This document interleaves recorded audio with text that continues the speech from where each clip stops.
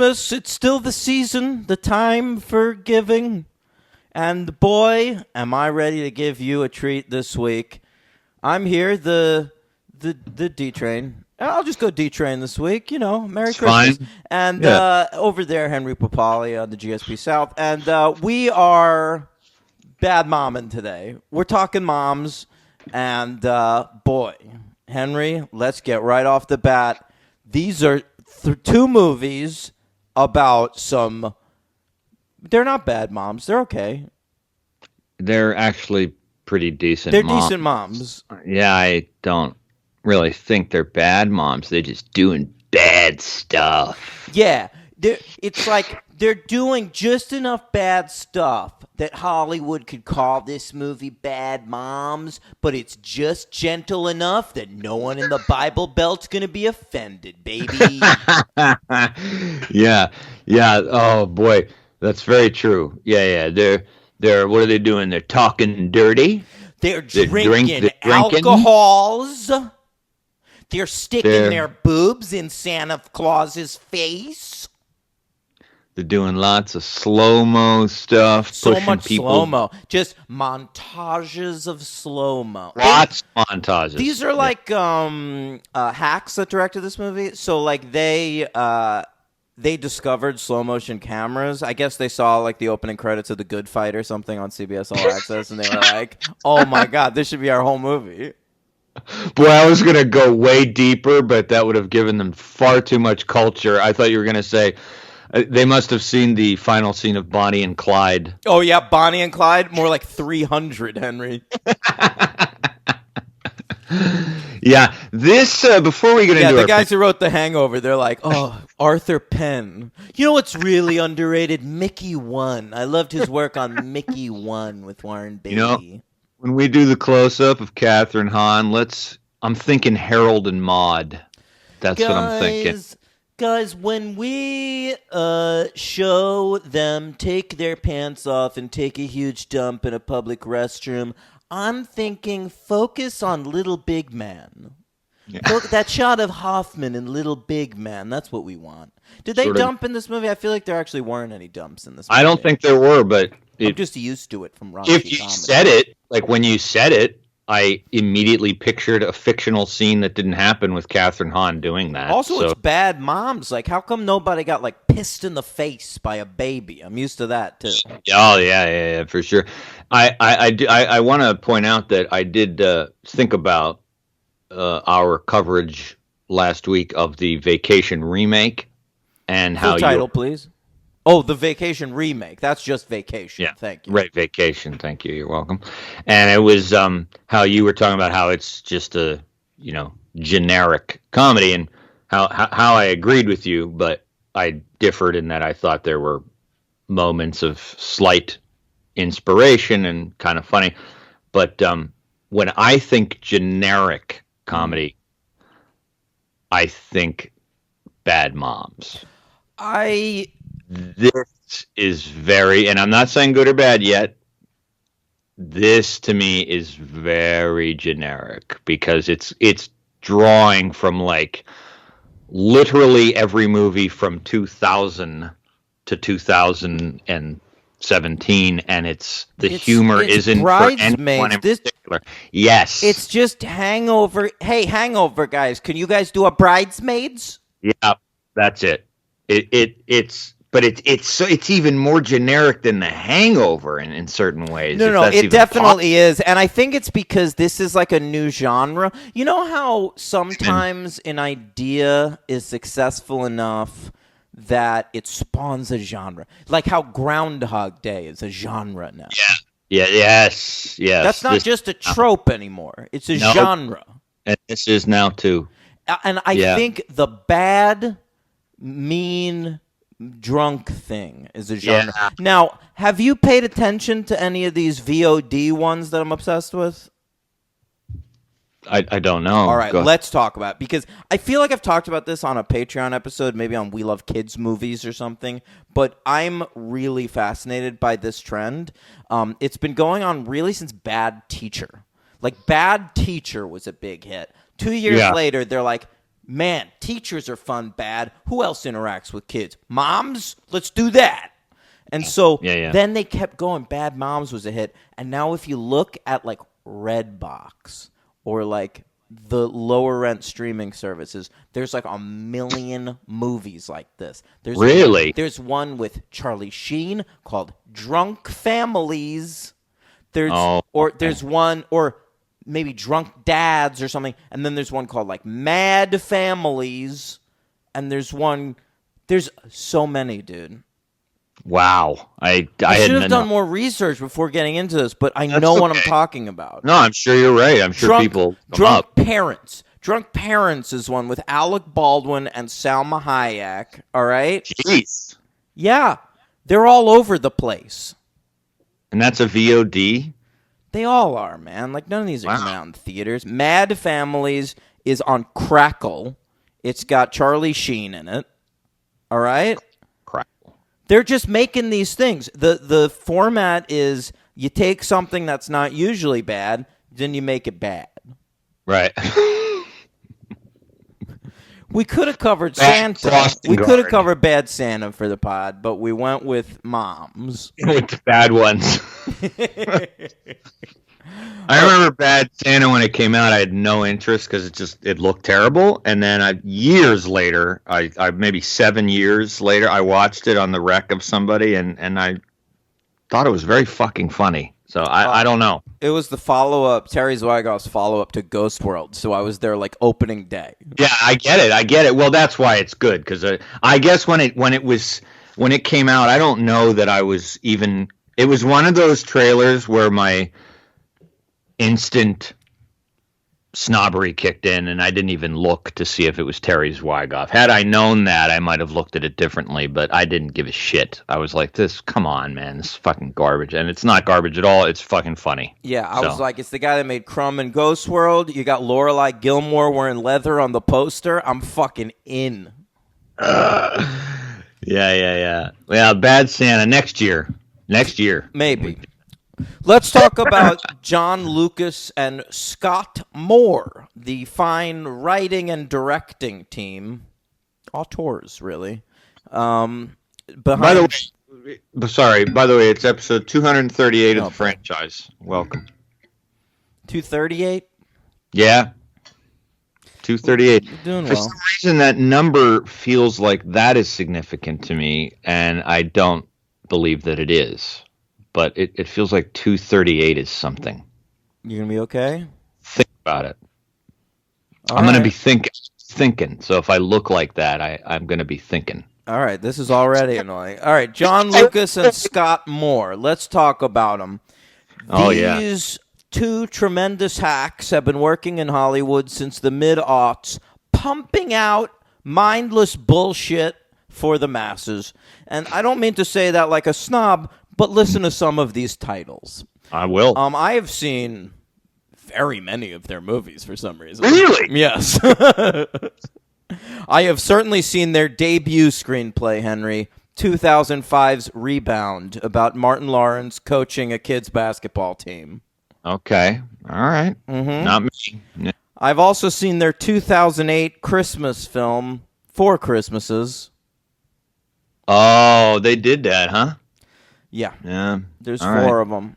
The great thing about that movie is they didn't have to write a plot because we just move on one to Christmas to another. There's four of them. That's cool. Yeah. That's a good idea. Great. So that's like less work for them. Yeah. They followed that up with your boy Michael Douglas in the great Ghosts of Girlfriends Past. Ooh, Past? Mm-hmm. Yeah, I passed that too. That's considered sort of like the nadir. I think that was like a reconnaissance must happen now. That's right? the nadir. Yeah. Then Hangover really changed their lives, Henry. Yeah. They put it out. It's really no different than any of their other bullshit they'd done before.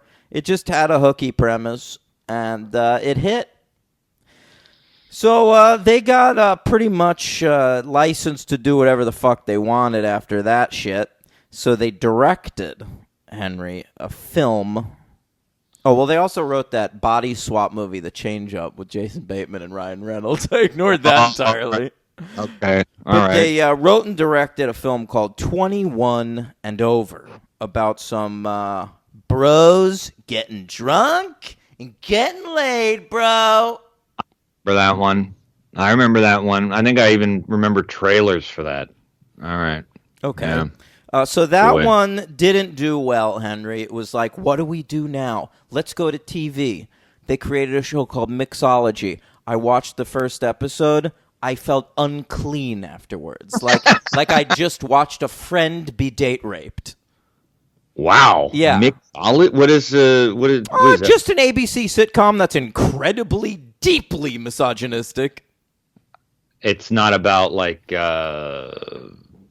The whole thing, no, it's a sitcom, Henry, and the whole thing takes place on one night out at the club. All right, across the whole night is a season. wow. Yeah, That sounds pretty thin. it's thin, but it's thick with misogyny. All right, Yeah, I then believe you. after that, it's directing time again. Let's try it again. They go real low rent. They're like, Hollywood, I know we're failing for you, but we're the guys that wrote The Hangover. Help us out. All right? Yeah. We'll do whatever you want. We'll direct Hangover 3. Oh, Todd Phillips is doing that? All right, fine. What can we do for you? Hollywood's like, you got anything about Bad Moms? Bad Moms are hot right now. And they're like, we'll write you a screenplay right now called Bad Moms. Yeah, we can. Yeah, no Can do problem. that. Yeah. So they wrote and directed Bad Moms, Henry, and it was such a hit that they were like, we could do another one right now. Let's do another one right this second. Nobody leave the set. Yeah. So I actually had that thought.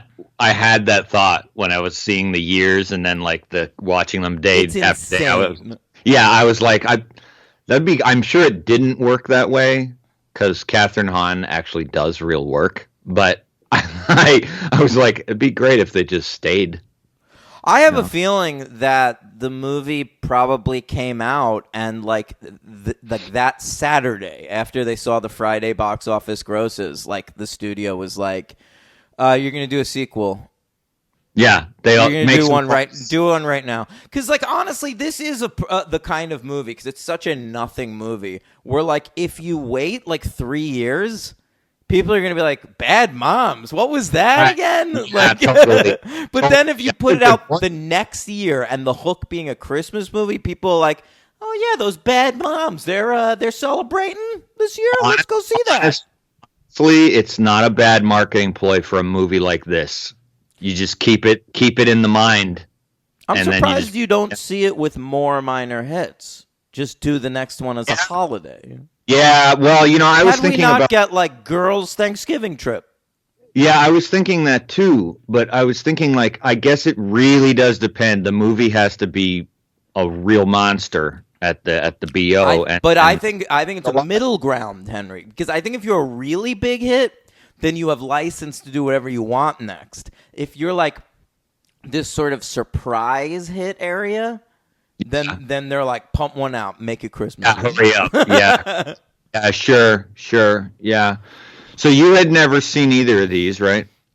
I studiously ignored them. Yeah, I hadn't seen them either. I really had zero interest. Like I've seen The Hangover and all that, and like I know all these actors. I actually like all three of the Bad Moms actors. So do I like most of the actors. Period, actually, and even the ones couple of good actors in these movies giving very bad performances. Yeah, they're out of their element. They're really out of their element. Name one. Mila Kunis. That's who you're thinking of, Mila Kunis? Out of their element. Like, I think she's in her element. Well, when I say that, I want to qualify because I think she can be funny. The writing and probably what they wanted her to do with the overacting and the God and the She's been doing it for years, though. This is what people like about her. The weird thing about you, Henry, is you like primarily know Mila Kunis as this like Oscar actor, like from Black Swan or whatever. I mean, I've seen her in other things, but I just know her as the 14-year-old who was getting illegally fucked on the set of That 70s Show by Ashton Kutcher for years. Correct. Yeah. All these actors. Can you believe they try to tell? I've seen interviews with Ashton Kutcher and Mila Kunis where they're like, "We never touched each other on the set of That 70s Show. We fell in love years later." And I'm like, "Stop it." How much older is he than her? He was like, like 22 when that show started, and she lied about her age to get the role, and she was actually the age of the character she was playing. So I think she was like 14 or 15 when she started it. Because I was surprised when I looked her up to like see what I'd seen. I was surprised that at her age now. No, she's like my age still. Yeah, she's 37. I mean, she's 5 years younger than me. I mean, which surprised me. I didn't expect that because she even says in the movie, like, I'm a 34-year-old mom. Like, you're not 34. But she totally was. She's the exact age you said.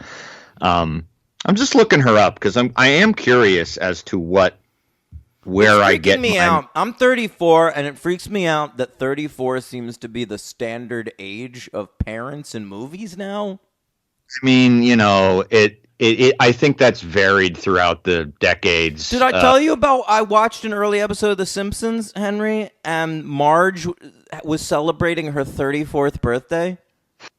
That's disturbing. It was very disturbing. Because Marge is always like, it seems like she's 50. Hi, I'm a mom. I seem like I'm going to die of old age in 5 years. That's a good impression. Thank you. I think that it's like two things. It's one is that for the longest time, parents in movies were markedly were played by actors who were older. So parents were always played by like Steve Martin or somebody like you could at least picture being a parent. But now on television, parents were always ridiculously young because they'd hire these young hot people and they'd always give the backstory like, oh, they had the kid when they were like 18 or some shit. Right. Well, now that's especially in like old ass TV, like whatever, Dick Van Dyke Show or something. Well, that's what they are doing now in movies for sure. I mean, that happens. You're right about that. It happens all the time. Now, I'm looking at what I've seen of Mila Kunis, and it's actually just 8 films. You're so funny, dude. Mila Kunis to me, she's That 70s Show. She's friends with benefits. Like, this is where she belongs. Like, to me, it was super weird when she showed up in Black Swan. I was like, can she pull this shit off? I forgot about her in a major comedy that I love. Forgetting Sarah Marshall.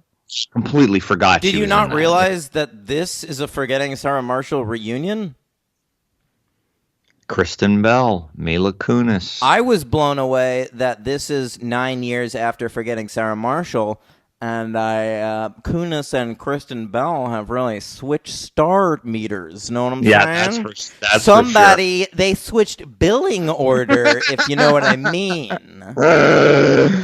Yeah, but see, look, and I've seen her in that really bad Robin Williams movie, The Angriest Man in Brooklyn. I saw her in. It is. I saw her in that movie that I own but can't get rid of. Blood Ties. Blood Ties? Yeah. You talking about season 5, episode 12 of Buffy? 13? Indeed. Sorry. Have her in Gia? She was in Gia? That's what I got her as. She probably played like young Angelina Jolie or some shit. I got her in Ted. So I've seen her in a couple of comedies. I can't believe you're just sitting there looking up Mila Kunis. I didn't even get to these guys. Can I say their most recent film? I got curious. About it, and she's one of those actresses where I feel like I've seen her a lot more than apparently I have. Yeah. TV, otherwise, any TV miniseries is with her that I've seen? Dramas or anything? No, man.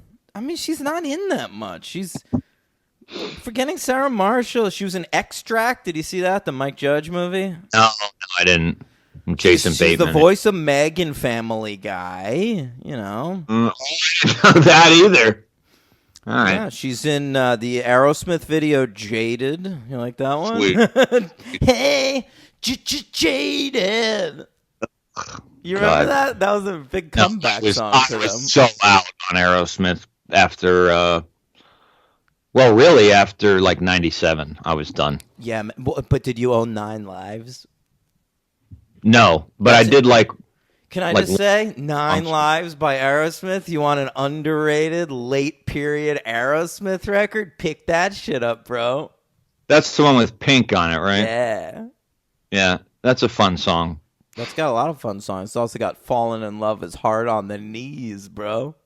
Oh, my God. Because they're old. Yeah, of course. The hip replacement. That's how I saw you. I remember when that video came out. I was like, of course it's fucking hard on the knees, man. Yeah. Be hard on the hips, hard on the joint. You should stay on the bottom at this point. Stay upright. Yeah. All right, continue with the guys. I'm sorry. They did that movie Jexy. Remember Jexy? I do, but I didn't see it. I remember the trailers for that looked like some of the worst shit I've ever seen. It looked like fake Funny People trailers. It's like Adam Devine. It's like it's a comedy Her, where Adam Devine falls in love with like his operating system or whatever. And his name is Jexy. Like sexy, but Jexy. Yeah, I get it. Yeah, that's great. They wrote and directed that great film. Cool. So lots more great work to come from John Lucas and Scott Moore, hopefully. And they'll always have the Bad Moms franchise to come back to because there are currently 3 Bad Moms projects in development. Jesus, I read there was 1. I didn't know there were 3. We could talk about them. Bad Moms by John Lucas and Scott Moore was released July 29th, 2016. That's right, 2 days before my 30th birthday. And yeah, right. A budget of $20 million. It ended up making $183.9 million at the box office. What a hit it was. It came in at number 25 at the box office, right there between 2 movies that featured Angry Birds. Nice. Very nice. That's right. I'm talking about the Angry Birds movie and Sully.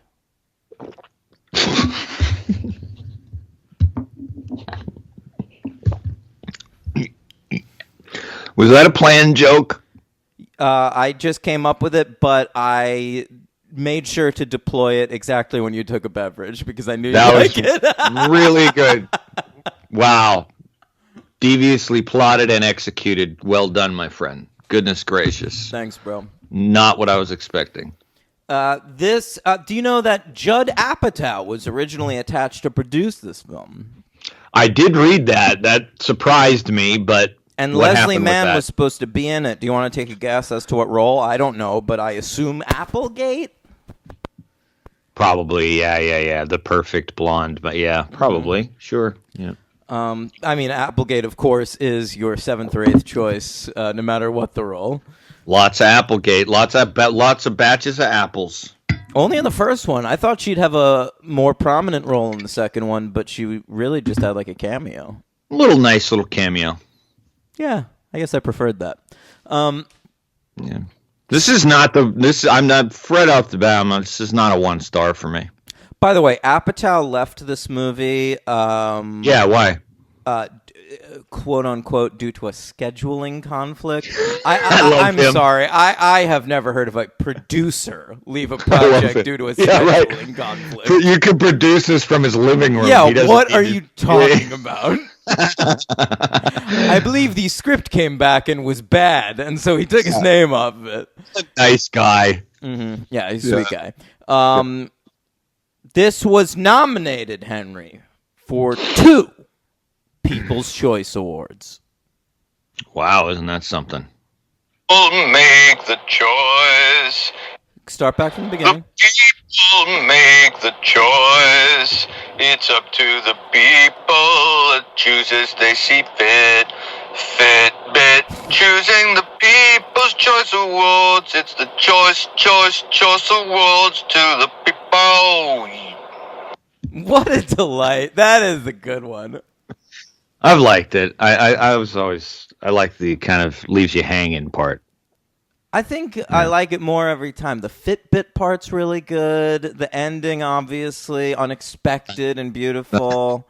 Really good song, Henry. What do you think about a Patreon episode where we just analyze all our themes and talk rank them? Let's rank them. Order up our own themes. 35 of them. It's not a bad idea, Henry.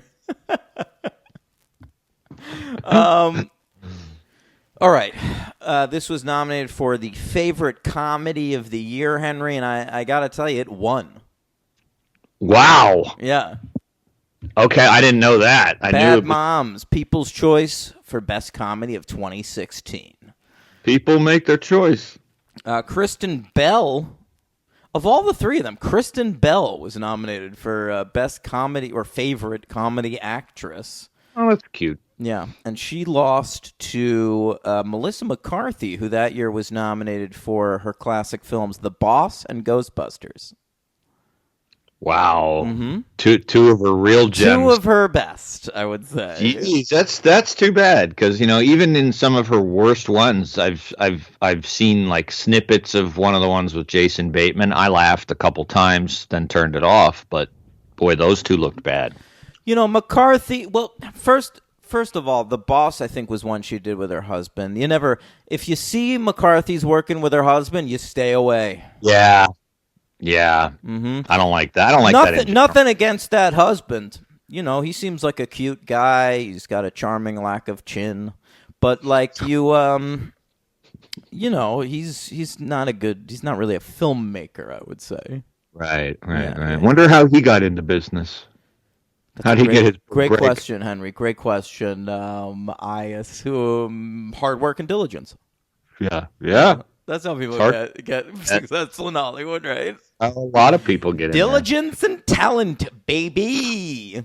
It's like the Bryce Dallas Howard situation. Oh my God, she's one of my favorite television directors. Her work on The Mandalorian is just, you certainly can't tell that the colors are less, whatever. All right, vivid. Henry. I forgot. I'm done with the stats. Let's talk about Bad Moms. All right, we got 3 Bad Moms here. We're kicking off with some voiceover. I love it. Voiceover, kicking it off. Yeah. Very aggressive voiceover. Yeah. It's very television because she's almost saying nothing. Like it's not like when you watch a show like you don't watch either of these shows, but like a lot of shows with voiceover, Scrubs, Grey's Anatomy, at the end of the episode they try to like wrap everything up, like all the storylines. So like they bring it up in like a really weird way. It's always just like, love, it truly is hard to deal with. Some of us, cheat on our wives. And because we're insecure, and then they'll cut to like one character like drinking alone in a bar looking sad. And it's some of us, are so devoted to our loves that we will never leave. And then it's like a family opening Christmas presents on Christmas morning. Yeah. They did that on Sex and the City too. This is, by the way, Bad Moms Christmas, once we've like established that they're just like friends and we're going to move forward, it's just Sex and the City.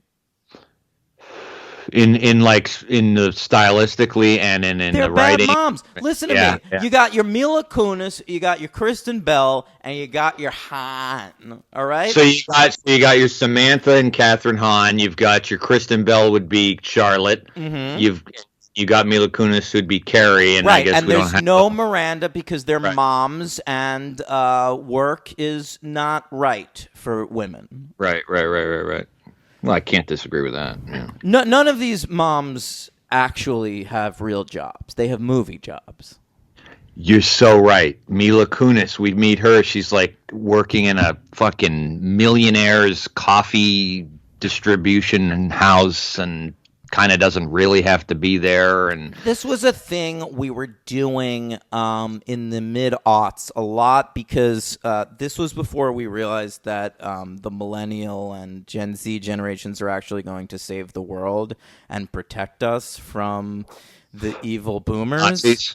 Oh. Yeah. Well, boomers, Nazis, same thing. And so what we're doing is we're really disrespecting young people. So we set up sort of this loft kind of pad where there's an office and it's like this boutique coffee company and it's just millennials running around. They're playing ping pong. They're playing video games. They're taking selfies. These fucking dumb millennials. And then like Mila Kunis quits later in the movie, and then like 2 seconds later gets a call from her boss saying like, this place is falling apart without you because you're 10 years older than everybody else.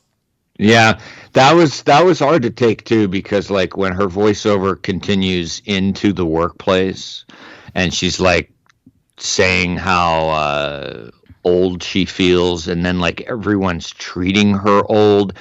I mean, anytime you have, and this happens in movies a lot. That's a really generic statement. I didn't mean it to be like that. But Mila Kunis is so ridiculously, breathtakingly beautiful and young looking that it's like if she worked in your workplace, that's how the guys and the girls would look at her. They'd look at her like the old person in the workplace. And frankly, most young people workplaces is just a bunch of people making less money than they probably deserve, working really hard to earn it. Yeah. Not that I'm young, but I can relate to that. We all can. So you're absolutely maybe right. let's lay off of them. You've got Clark Duke in there representing the horrors of Gen Z or whatever. A lot of people are annoyed by Clark Duke, but I'll certainly take him over Josh Gad any day of the fucking week. I agree, and of course he makes one think of Gad because he's fat and ugly. It's a similar vibe. Similar vibe, but I think he's actually can be funny. That's the difference, and he's fine. I've enjoyed him and stuff, and he's gotten better over the years. The first thing I ever saw him in is as an extra in Superbad because he's Michael Cera's friend in real life. He's like at the party at the end in a bunch of random shots. Oh, all right. 'Cause And, I think The Office was the first time I saw him. I was never able to escape this anecdote on the commentary track for Superbad where they say that he was really trying to like get in every shot and like make a name for himself on the set. That bothers me. And for some reason I still think about it, but he has really matured and gotten better over the years. I liked him on The Office. I liked him in the show I'm Dying Up Here on Showtime. I think he's all right in this movie. I mean, I'm glad he didn't show up again in the sequel because the character is relatively insufferable, and I certainly didn't need to get back into Mila Kunis's job. Oh, and in the second movie, she has a man again, so no need to work. No need. And he was not a negative in this movie for me. No, me neither. He's fine. Yeah. So I don't think the problem with either of these movies is particularly the casting, actually. Or I know you might disagree. I'm sure, especially in the second one. But in the first one, there's one very, very bad casting choice, which is my LVP by a mile. Okay, I want to talk about each bad mom individually. And then we can get into your guy or girl. So Kunis is the lead. She is married and has 2 kids, a daughter and a son. They're both cute enough. Neither of them are given a lot to do. I kind of thought the kids would have a lot more to do. The thing's bad moms. So, like, yeah, I know. The movie should be about, like, their interactions raising their kids. I thought that would happen too, but we kind of just get the stereotypical trope of we take advantage of mom, then she sets us straight, then we hate mom, then we love mom. It's also like the classic movie trope of like the kids are around when they impact the plot or the characters. Yes. But when we need the bad moms to be out doing bad stuff, you're supposed to stop thinking about the kids. You're Yeah, they're not not- supposed to wonder where they are because, like, they have a dad in the movie. He's played by David Walton, classic show killer. Let me name some of the classic sitcoms that have only lasted one season with David Walton: 100 Questions, Perfect Couples, Bent, About a Boy. All just canceled immediately. Well, He you know played what? the Hugh Grant part in the About a Boy TV show. Okay. Yeah. That's a little vindicating for me because he is my LVP. Okay, I don't know anything about him. I actually think he's very good. I like. Yeah. Not in this. Not in this. Oh, right. Okay, David Walton, I think he's an actor I have a lot of time for. He's a good TV actor despite clearly the public not wanting to see him in things. I do. I like him. He was a recurring character on New Girl. I thought he was really good on that show. Good chemistry with Zooey Deschanel. But in this movie, he is simply not a workable character. He's nothing. Yeah, they make him nothing. He is ostensibly our main character's husband. Like, the character we're supposed to care about the most chose to spend the rest of her life with Yeah. this character. So it really should matter to us who he is and what he's like. Very much so. But they really only set him up as a source of laughs because we meet him. He's jerking off to a cam girl who we then find out he's been jaying off with for like 10 months. Right. And not right, only right. that, but they're maybe in a relationship. And so then, like, Mila Kunis asks him to leave, and he just makes a joke about it. Like, we don't even get I would like maybe something. Like that movie, The I know. Breakup. Like, that's a bad movie, but, like, it Right. involved two husband and wife breaking up, so they took it seriously. They did the I think- conversation. This is like, written by two guys who want to get to the shenanigans and the You're drinking. totally right. We just Yeah. oh my God, we have to get through Yeah. this boring plot in order Yeah. to get to boobs and faces. You can feel that when you're You really when you're can. sitting through those scenes. You're just like, that scene is going to be 2 seconds. And I didn't quite expect. I really didn't. His reaction to be so douchebaggy. And I didn't. muted. Like he Yeah. doesn't even give a fuck. No, that's one of the. And I just. And then he he's- comes back later in the movie and asks to come back, and that's never convincing either. Like David Walton's purpose in this movie is to show up when the plot requires it. The writers and director have not thought about his actual character whatsoever. No, and then when he does show back up, they don't even give him any dialogue to really stick with it because he just says he kind of gives up pretty quick, and they go to a marriage counseling scene and with Wanda Sykes, who's always a delight but not used. Great though. Honestly, Of course. You like just can't to not see be, Wanda but- Sykes in one scene, and then I when she agree. came back in the next one and got one Yes. scene in that too, fucking I agree. fine. Give me a scene of Wanda Sykes. I agree, and I actually liked her dialogue in the second one. Actually, I thought she was better used in the second one Yeah, as well. yeah. I think mostly because what she was doing in the second one was something we were maybe a little more invested in. Yes, yeah, well, right, and she's working off of Cheryl Hines and Kristen Bell, which was a little more they set that stuff up a little, way more, comparatively speaking, in depth than they do with this marriage. Also, the Kristen Bell character is way more of just a comedy character. Like, we're meant to care about the Mila Kunis character, right. And anytime she's with the David Walton character, we're unable to because we don't really understand what she's doing with the David Walton. Yeah, even, it's even impossible. when they're in the therapy session, like she's already hooked up with Jay Hernandez, who's like this hot, perfect firefighter, at their school or whatever. And so, like, she's in this therapy session with David Walton. And I'm like, what are you doing? Yeah, why? And that something I always feel like that's something that I don't always agree with whenever like movie critics say it. I feel like this is said a lot in movies, dramas, comedies. Why is she with this guy? And I often don't buy into it. I'm often just like, well, that's how the movie set it up, and they did an okay job of doing it. This one really found me thinking that, like, beyond the most obvious. It's so obvious. I was just like, this is really nagging at me. Like, I can't get over the fact she'd ever be with this dude. Because it's beyond lazy. If you gave us one scene before she catches him jerking off to a cam girl of them acting like a regular husband and wife who at some point maybe loved one another, then like it enhances the entire rest of the movie. But these writers and directors, the guys who made Jexy, clearly have no interest in doing that whatsoever.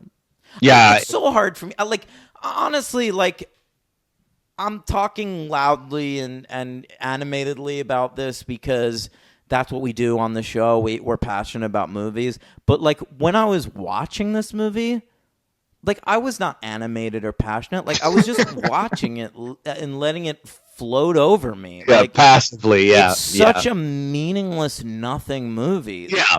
Yeah.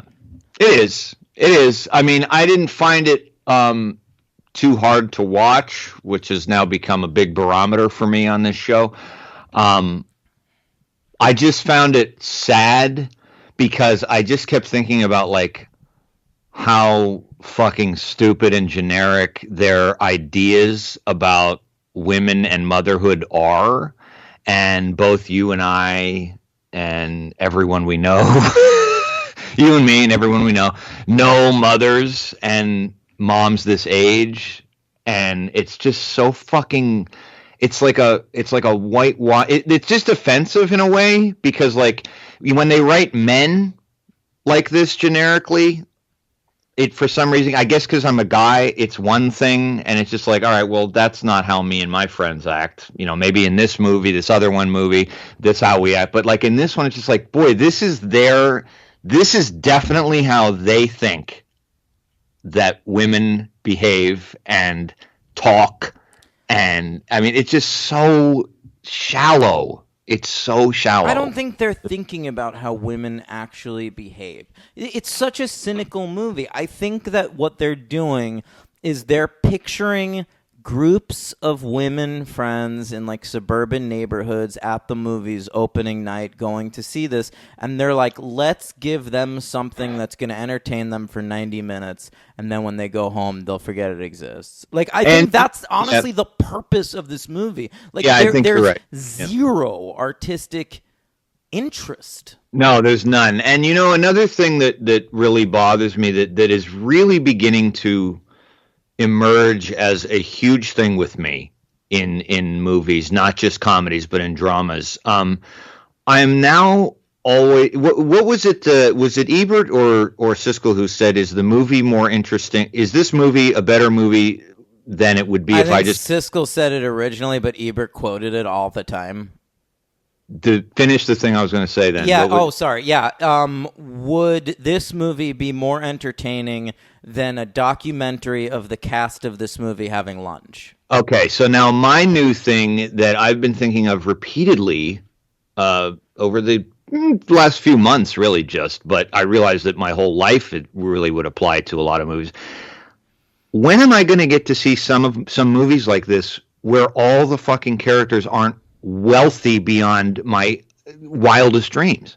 Because make bad moms in the lower middle class, and then we might have a different take.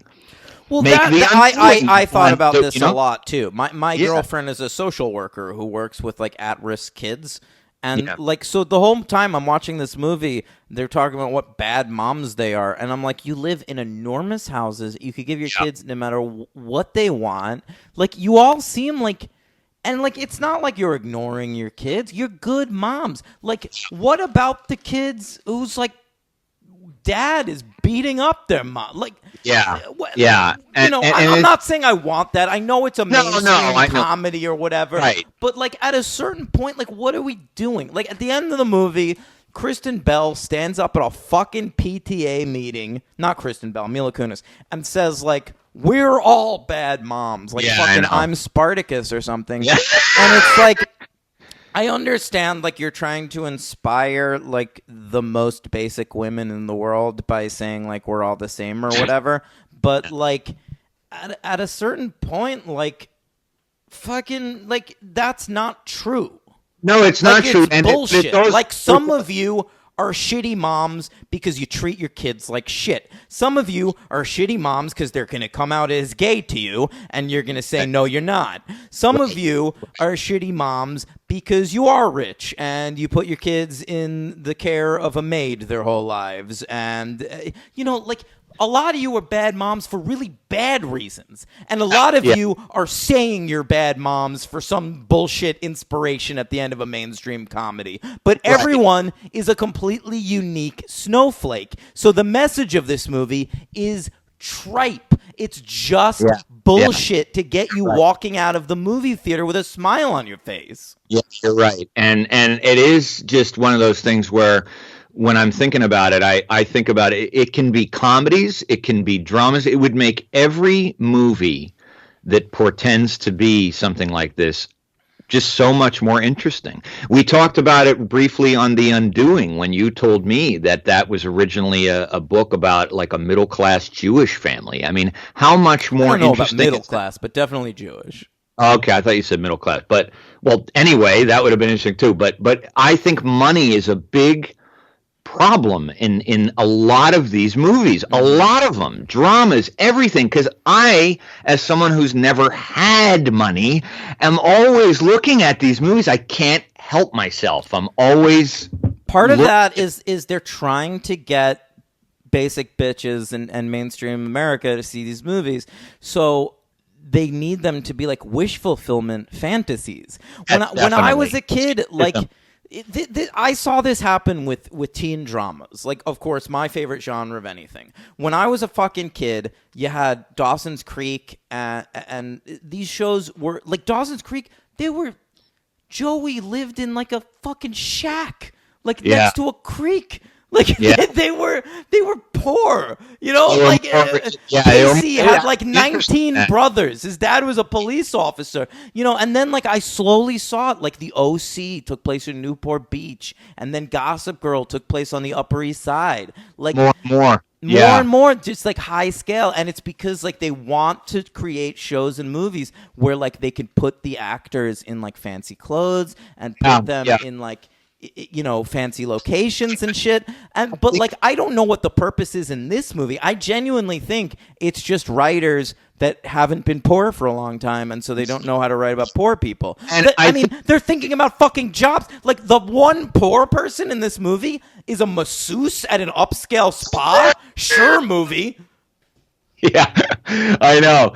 And I think that it's sadly gone to this point, actually. I really do. I think that being poor or poorer, I'm not saying poverty stricken, I'm just saying like an average person has literally become a genre. So you're not going to see a movie called Bad Moms or The Hangover where you see, or Vacation or The Undoing, where if they are a little less well off, that will be the theme of the movie. Like that will be a huge thing. It won't just be a movie where you can just have a movie where they exist and like at some point in the movie there's a scene where it's like, boy, did we pay the gas bill?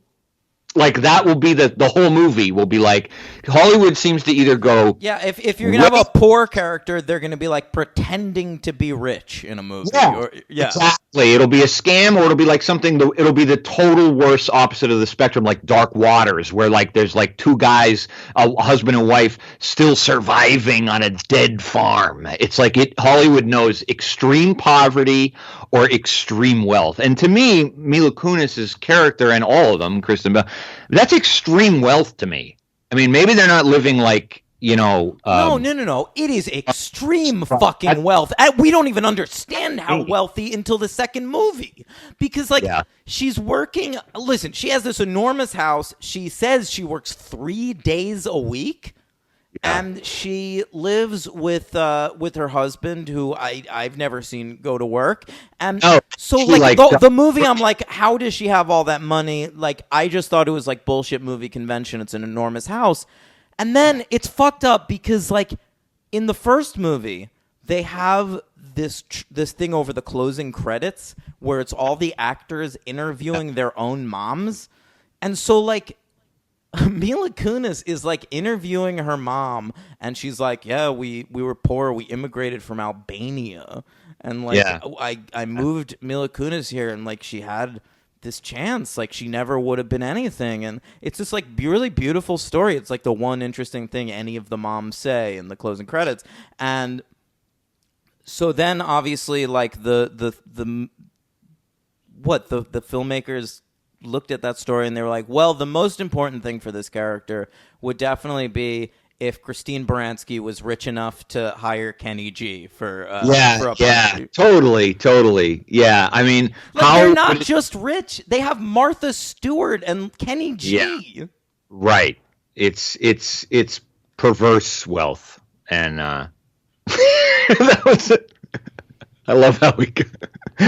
Yeah, I don't care. That's what I wanted to talk about.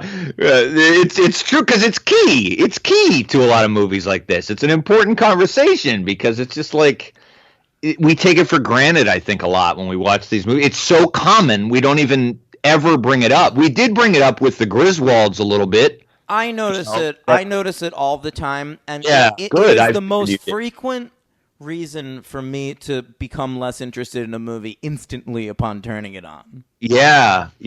I mean, it's like, you know, it's not like could we make Bad Moms with set in the frozen river environment? How could I possibly care about Bad Moms Christmas when the entire premise of that movie is it's Mila Kunis's kids' first Christmas without their dad. We need to create a good Christmas for them. Okay, buy them a lot of presents. Yeah, I would say buy them a lot of presents. Get them PlayStation 5. Get PlayStation 5. That'll be good. That's what they do. What else do you need to do? Like, what are you doing? I know. Especially since we don't feel the absence of the father because he was such a nothing loser character in the first movie with an ill-defined I felt him only in that, like, why wouldn't you have him show up in the second movie? No. Yeah, I mean, here's a funny thought. I found myself in the first movie and then in the second one being like, when Jay Hernandez shows up, he's in such like a stock nothing trope role, but I was like literally thinking to myself, I was like, you know, he is very charming. Jay Hernandez. He's very charming.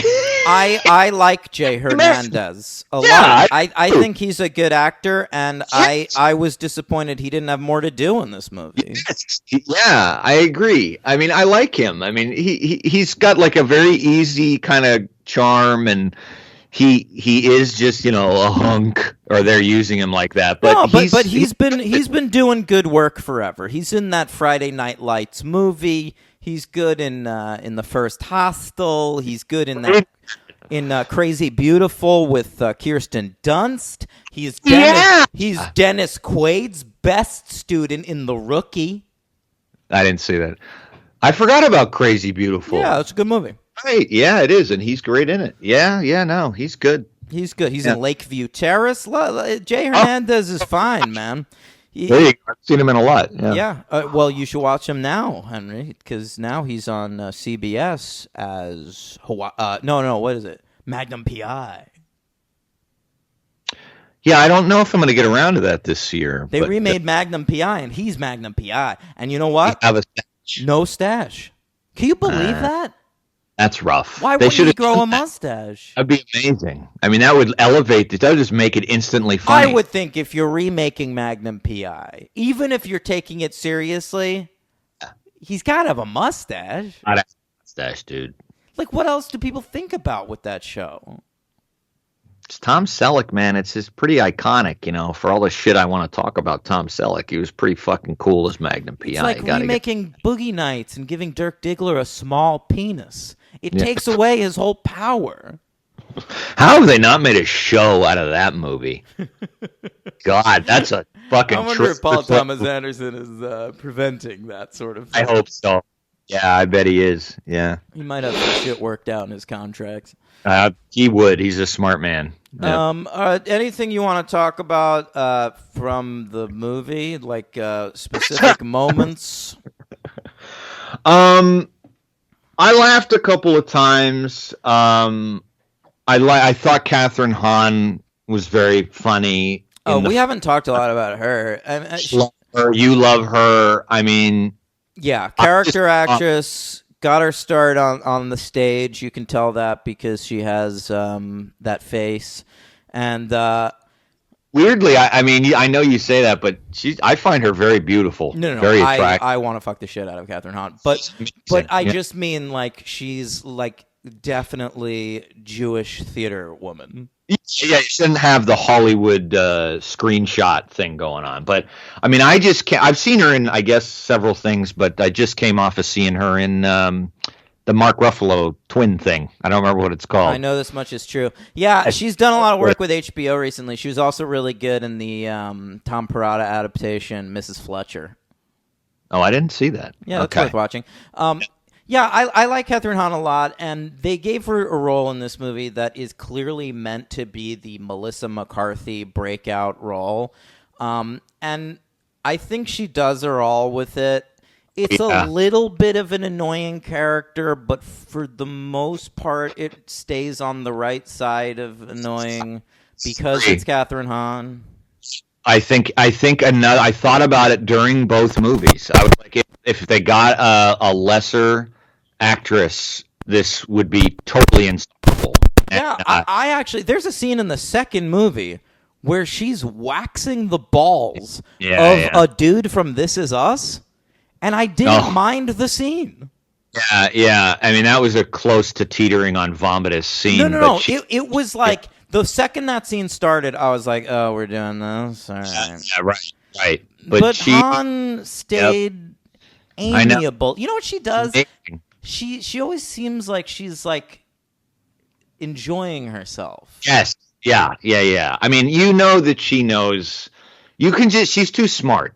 So you know that she knows this material is not good. So she's going to go all out in the role. She's going to have this awesome hairstyle and this ridiculous clothes, and she's just going to play the fuck out of the role. Yeah, she's going to play the fuck out of the role. And whereas, I don't think Kristen Bell is bad. I mean, she's given the mousy role, and all three women are stunning. So that of course. But, Catherine Hahn comes out, I think, the most unscathed. And I actually think Kristen Bell comes out somewhat unscathed. But I really do. Mila Kunis, I don't know. Like, you're right. I haven't seen her in that many comedies. I do think she's very funny now that I'm thinking and forgetting Sarah Marshall. But having her be like this overly... all that like just overacting, overwrought character and comedy, I don't think it suits her that well. I don't know. A little more subtlety with her would be better. Well, but I don't think it's her. I think it's a bad movie, and I think that Mila Kunis is doing what she's supposed to be, the POV character. It's a little bit of a difficult role because of that. She's not able to be as flashy as the other two. That said, I think of the three, if anybody comes out scathed, which I don't think they do, certainly because they appeared in a mainstream hit, it's Kristen Bell, who I think is miscast in this movie. One of the great things about Kristen Bell is her vibrancy and her ability to banter and her fun, and like seeing her as Veronica Mars, who's like a very smart, quick, witty character, and then seeing her in this where she's supposed to be playing sort of the repressed one. Yeah. I don't know. It Well, doesn't but work. they did- It doesn't work for me. To me, it's never funny, which is the big problem. Like when Kristen Bell is hanging out with the other two and interacting off of them, she's fine or whatever. And every so often they give her like a really weird line, and she delivers that well. But I also think like I was never truly able to get on board with the character because the husband seems like such a fucking asshole. Yeah, and again, another one. And I don't Yeah. respect this character for being with him. And honestly, the arc for that character is she just needs to stand up to him. That's all it and is. then in the second movie, we see them co-parenting and stuff.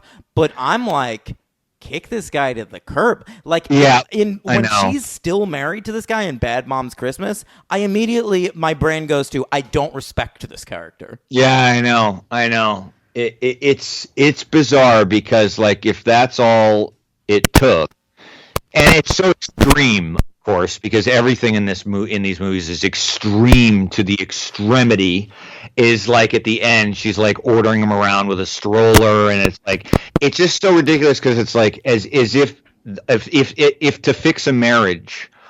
If that's the issue in the marriage, all a woman needed to do was just like yell at her husband one time, and then he becomes like this. Oh, okay. I mean, it's like so ridiculous. And then in the second movie, he's back to being like he's not like a douchebag anymore, but they're perfect equals now. And he's like charming and nice to her, and it's just like, what the fuck, man? Like, how did there's no consistency at all. No, whatsoever. And I felt the same way in the second movie about. Oh God, I lost my train of thought. I'm sorry. About We're mixing the movies together, which is fine, really, because I felt this way about the Applegate character too, where like they tried to give her a redemption arc at the end of the first movie, and which carries over to the second movie because they seem to be friendly. And to me, Christina Applegate's character in Bad Moms does not get to have a redemption arc as soon as she plants drugs in Mila Kunis's kid's locker. Are you fucking kidding me? That's unbelievable. I thought one of two things with that. First of all, I was out. But second of all, I was like, all right, if she's going to do that, even in this type of shitty movie, there's got to be a big, big penalty to pay. Like, they've got to show her coming out in cuffs or some kind of thing. And nothing. They don't do anything. The movie honestly has to end with Mila Kunis doing her shitty Bad Moms speech. We're all bad moms. And then maybe Applegate's henchmen, Jada Pinkett Smith and Annie Mumolo, come out and say she planted drugs in your kid's locker. And then she goes to prison. Applegate does not get to come back from planting drugs in a child's locker. I'm sorry. Mila Kunis and her are having this nice conversation in Applegate's car at the end, and I'm like, she tried to ruin your child's life. That's what I was thinking, because Mila Kunis is like Jesus, apparently, and you brought up a character, by the way. I'm glad you brought her up. She is Jewish. What? In real life. That's true. Mm-hmm. That's true. God, I love Jewish women. That's a little fetishizing my people there, buddy. Well, you already knew I do. I dated one for a long time too. I know.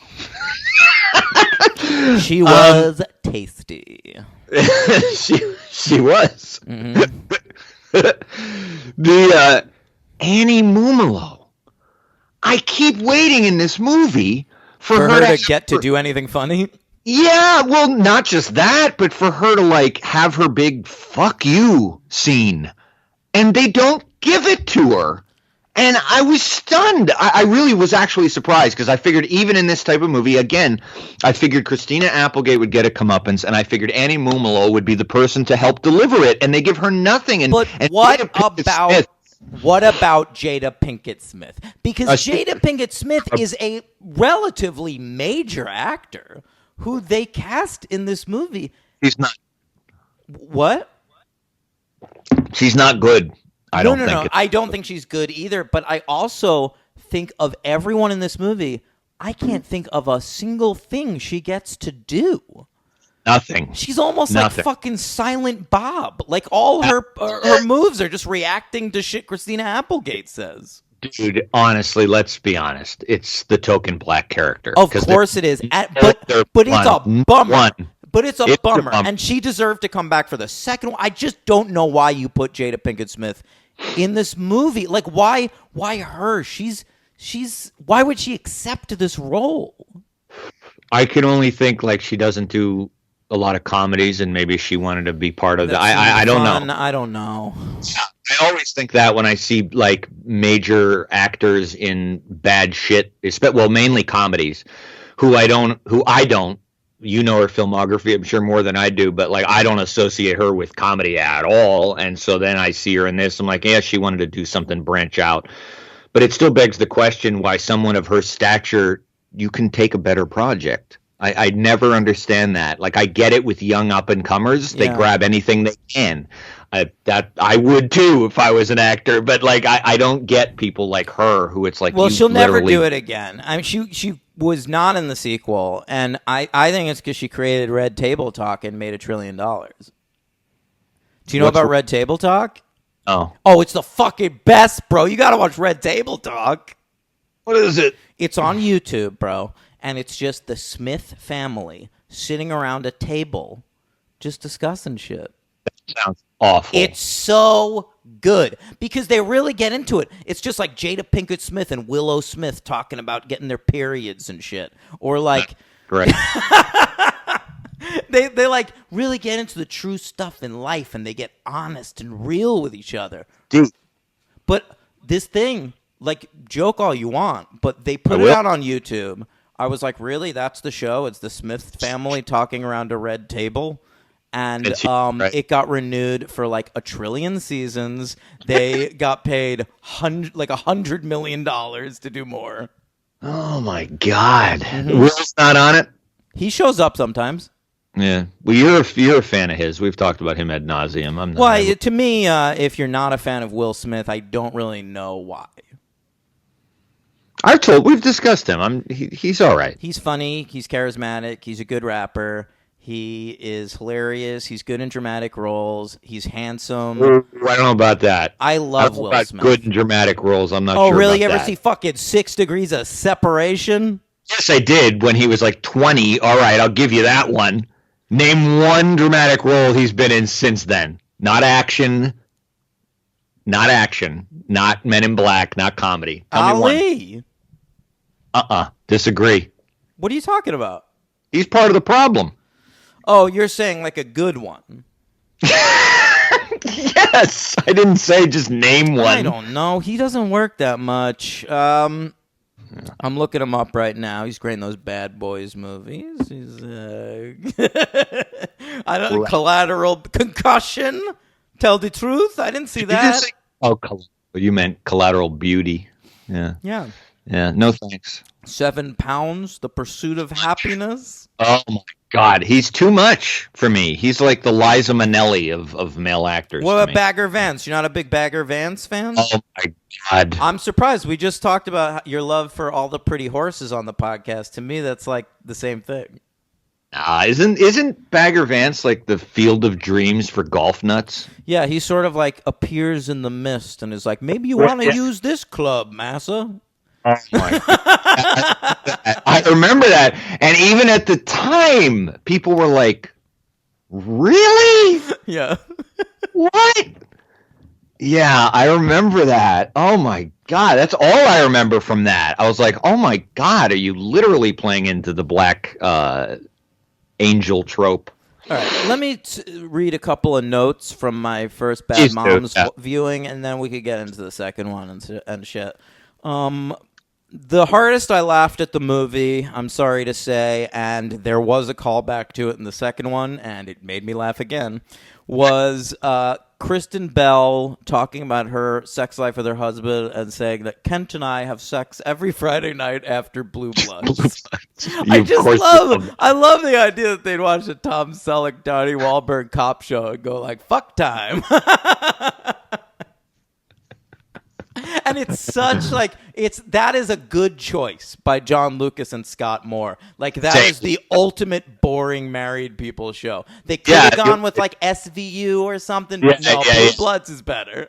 That's a good choice because you're right. Like an easy out would be like CSI Miami, something very generic. But Blue Bloods is very specific to a certain echelon of white person, and perfect. Yeah, Blue Bloods gets 10 million viewers an episode of just old white people in Middle America, and my friend Gallagher. A lot of QAnon people. Catherine Hahn made me laugh a lot, and Hahn. Like nice joke. And I just thought her interactions with her dumb son was funny. Like the way she talks about him, I thought was very funny. I even thought that stupid kid was kind of funny. Just the way he looks, like that was like a great casting choice. Was he the one who did her son give them a ride at one point, or was that supposed to be an Uber driver? Because when she gets into the car and squeezes his little man boob, I thought that was so funny. It was funny. Look. I will admit, I'm ashamed, but they're in the first movie, not the second one, because by the middle of the first movie, I was burnt on this usage. But there were a couple of times when they utilized the slow motion montage, and it was funny. No, I didn't agree. Like, and maybe it was just because like it reminded me of everything. Like there was this long party scene where they like threw. What happened was like she quits the PTA at one point, and she runs for PTA president.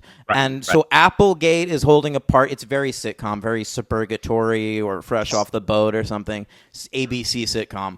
And Applegate is holding a party for the PTA that's boring with like wine pairings or whatever the fuck they're doing. It's funny though when she has like the 47-point doctrine. I mean, I think Applegate is fine. No, you just don't. You got something with her. I don't know. I don't have anything with her. I just think she's not funny. I think she is. I think she's fine, like as an actress who shows up for a scene or two and things. Like honestly, like the correct amount of Applegate is Bad Moms Christmas. Dude, like 40 seconds. Yes. I'm not a fan, man. Yeah. I mean, I'm not either. I just don't ever. She never bothers me, like ever. I just think that she's like an actor who has gotten a 30-year career or something, and I've never really understood what she brings to the table. No. I mean that is fair. I guess just whenever I see her, it's like, oh, she's good. There you go. I don't like ever seek her out, or when I see her, I'm never like psyched. But I'm like, she can fulfill the role. She does a good job, Sure, I guess. But when she's like leading the way, it's hard. Like when I saw her on the show Up All Night, where like the only three leads in the show were Will Arnett and Maya Rudolph and Christina Applegate, and you could just see Will Arnett and Maya Rudolph just carrying the comedy. Yeah. Well, I think that's the thing, right? It's who she's paired with. And you can, if you pair someone like that with like greatness, like an Anchorman, they're going to elevate her. But if I don't think they ever do elevate her as a thing. I think Christina Applegate, the best thing about her is she's not actively bad. So if you put her in a good thing, she'll be fine. And if you put her in a bad thing, she'll be fine. But yeah, I was going to say, like in Vacation, they put her with Ed Helms. Not great, but like just good enough to like, for me, to like make her okay. Mm-hmm. But like, I feel like it, like you're talking about Will Arnett and Myra, like I could imagine her being, if she's only got them and it's just a trio, I could definitely see like there's some bandwagons being carried. Oh my God, yeah. And anytime they give her a storyline by herself, it was a fucking oof and a half, dude. All right, I also appreciated a long discussion about the grossness of uncircumcised penises. I agree. And I too was annoyed by when they went to the club. They went out to the club to get Mila Kunis laid, and she kept like talking about her kids with the guys, and they were getting turned off and shit. And it was like, terrible. if Mila Kunis came up to me in a bar and said, "I have a penis, I'm bleeding from my asshole, I have 9 kids, and we're going to go home and have sex in front of them," I'd be like, sign me up. Yeah. All right. That's the most, this is quite a statement. That's the most unbelievable scene in the movie. There's nothing in the movie more unreal or unbelievable than that scene. Mm-hmm. It's ridiculous. I mean, she goes over, she's like desperately trying to like fuck this guy. I mean, are you kidding me? And even the guys' reactions are unconvincing. Yeah. These like extras they get, they're like overacting their repulsion. It's like, are you fucking crazy? She'd come up to you and talk to you about anything. I would talk to her for 19 hours straight. It's crazy. And I'm supposed to believe that because she's been married for so long, she doesn't know how to like get back out there and date and talk to guys. It's like, give me a fucking break, man. Yeah, if Mila Kunis asked me to cut my own dick off, I'd consider it. Yeah. It's the most unbelievable scene in movie history, let's just say. In movie history. Nice. You know what we haven't said in a while? What? Bold Statement City. Bold Statement City, bro. You're the mayor. What do you give this movie? You're going to give it a 3. No. Oh, no? Okay, good. No, I'm giving it 2. I'm going to also give it a 2. Yeah, okay, good. Because, I mean, I don't think it's a 1. I don't believe that it is close to a 1 or a 3. Yeah, it's 2 territory. Yeah, because this is a 2. Kathryn Hahn immediately, in many ways, brings it above a 1. There's enough in it to make it a 2. It's not unwatchable. I'm not sure that you could make a movie where like the 3 main leads are Mila Kunis, Kristen Bell, and Kathryn Hahn and end up with a 1. I just don't think you can. Yeah, that's a really interesting point. Yeah. So it's a 2. Yeah. MVP for me, Kathryn Hahn. LVP David Walton. Oh wow! Okay, you had that really loaded up. I'll give you my LVP first. Okay. Who was it going to be? Oh, I was going to say Jada Pinkett. And again, nothing against Jada Pinkett, but we're talking about least valuable player, and I just have no idea what value she adds except being black. No, you're right. It's a fair point. Fair good one. Yeah. Fair good one. It's an FGO. It's an FGO. Yeah. I will say, just before I give you my MVP, I'm going to say that one man who was in this movie and was extremely funny in one scene, or 2 scenes maybe, that we didn't mention was the great Wendell Pierce, Bunk from The Wire, as the principal of the school. So funny. I agree. So funny. He's got that awesome voice, great presence. Mm-hmm. He can do anything with anything. It doesn't matter what they tell him to say. It's great. I agree. Yep. Also, earlier in the movie, like, I don't remember what she ended up doing, but she was like important for a second. Was the remember Larry David's assistant who sued him for being too touchy, for asking about her tattoo in the last season of she's in this? Yeah, I noticed her at the beginning and I got excited. Oh, wow. I didn't recognize her. Yeah. Okay. Yeah. I was like, what the fuck do I know her from? Because she's like not cute, but like I think she's cute. And I was like, where have I seen her before? Yeah, not cute to me, I'm but into that shit, bro. I know. All right, so that's Bad Moms. I felt if this movie reminded me of anything, and I do think it's not as good, it's that Tina Fey, Amy Poehler movie Sisters. Yeah, I didn't see that. I mean, I haven't really seen. I avoid movies like this a lot. You know, like Me the too. generic, the cash cow stuff, comedies. I know, but like Tina Fey, Amy Poehler, like they make a lot of shit together. But I'll sit through it. It'll have a couple of laughs. I always Like that Wine Country was a piece of shit, but I laughed a few times. Yeah, see, but you know my thing. It's I got this weird thing where like I love Tina Fey as a writer and as a person, but her acting, I cannot watch her act. I just don't like it. Can you please watch Soul, the new Pixar movie? Because oh my God, why is that all over Letterboxd right now? Because it's the best movie of the year, if not Somebody Defy gave Bloods. it a 1. What? Somebody gave it a 1, Well, which was some really stupid person gave it a 1, but I gave it a 5. Changed my rating of Tenet. What? See, I changed my rating of Tenet. What did you have it as? 3, And what did you make it? 2. Oh, I'm fucking pumped about that.